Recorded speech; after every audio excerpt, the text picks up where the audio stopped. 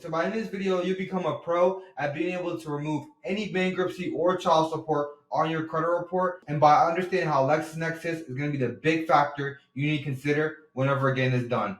Let's get into this video right now. Have you ever tried to go ahead and dispute bankruptcies or child supports on your credit report and they're simply coming back as verified as accurate? That's why you're not getting results when you're simply disputing with the credit bureaus. By being able to understand how the whole system works, and by the end of this video, you'll become a pro at being able to remove any bankruptcy or child support off your credit file. Let's get into it right now. Alright guys, it's your boy Abu, so I'm back here to drop another banger for you guys. So in this video, I'm going to be talking about the secret weapon that the credit bureaus actually use, and it's called LexisNexis. So you might be asking yourself, Abu, what's LexisNexis and how come I've never heard about them before? So oil doesn't go ahead and run the world anymore. It's more about data. And LexisNexis plays a big important factor of this. So understanding LexisNexis, right? So they were originally around since the 1970s. They were called Lexis and the other one was Nexus. And they ended up merging around the 1980s. So in the 1980s, they actually were able to go ahead and merge together and be called LexisNexis. So in the early 200s, right, they ended up expanding their databases, not only from legal professionals and also articles for a lot of media reports. They ended up going into the risk management service. So they were able to have roles in actual risk management and identity verification. So LexisNexis is Big Brother, right? It has all of your information that you guys have ever entered. If you've been a juvenile since you were 16 years old, it's going to have that information. So LexisNexis is the reason why a lot of different information gets verified with the credit bureaus. And it plays a very important role in the credit ecosystem. So when I talk to people about credit, right, they often think that it's just Experian, it's just Equifax, just TransUnion. It's a much bigger ecosystem that you guys have to be able to take in consideration. That's exactly what we're going to talk about. So whenever you guys send out a dispute to the credit bureaus, they'll tell you guys that they're going to take 30 days to go ahead and investigate this. So LexisNexis actually stores a lot of the data as being verified on your credit report. So the credit bureaus are simply a middleman, and they reach out to LexisNexis in order to be able to verify the information. So as you guys can see, LexisNexis is different than the credit bureaus. It's technically still called a credit bureau, but it's called a secondary agent. So you might be asking yourself, right? Okay, Abu, like if I actually went ahead and had child support and already had a bankruptcy, that's technically true, right? That's technically a public record. So what's the issue of it being reported to my credit report? So that's exactly what we're going to talk about, right? Is that the problem with public records as far as reporting, the credit bureaus claim that the public records come directly from the courts. That is false. So it's not the fact that it's true that you did file a bankruptcy or you did file child support, not trying to throw any shots, but it's the way that they're reporting it, right? But it's the way that they're reporting it. So based off of the Fair Credit Reporting Act, they're supposed to report everything as 100% accurate. So the thing is, though, the public records aren't being reported by the actual courts. They're being reported by LexisNexis and the PACER system.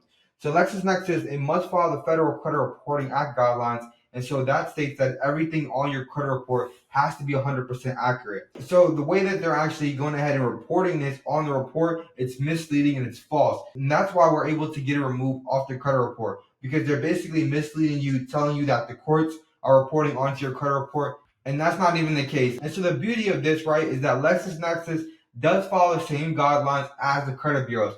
So the same way you dispute with the credit bureaus, you can also be able to dispute with the actual LexisNexis. So they followed under the FCRA guidelines, and they have to go ahead and conduct a reasonable investigation in any regards. So that's why when I hear a lot of clients or a lot of people asking me, hey Abu, like how do I go ahead and dispute with LexisNexis?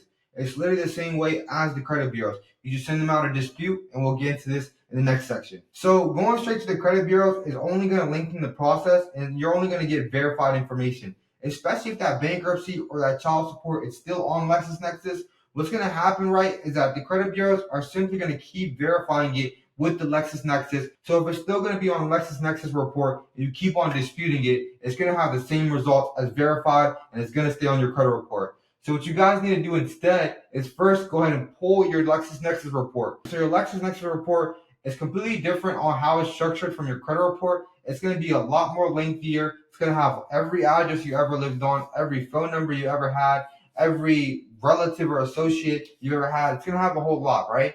So what you need to do is first go ahead and pull your LexisNexis report, and then you need to go ahead and dispute it. So you're going to dispute it just the same way you dispute it with your actual credit bureaus. And what I want you guys to do is first go ahead and draft you a dispute letter. So I know a lot of people use Metro 2, some people use consumer law, some people use other ways.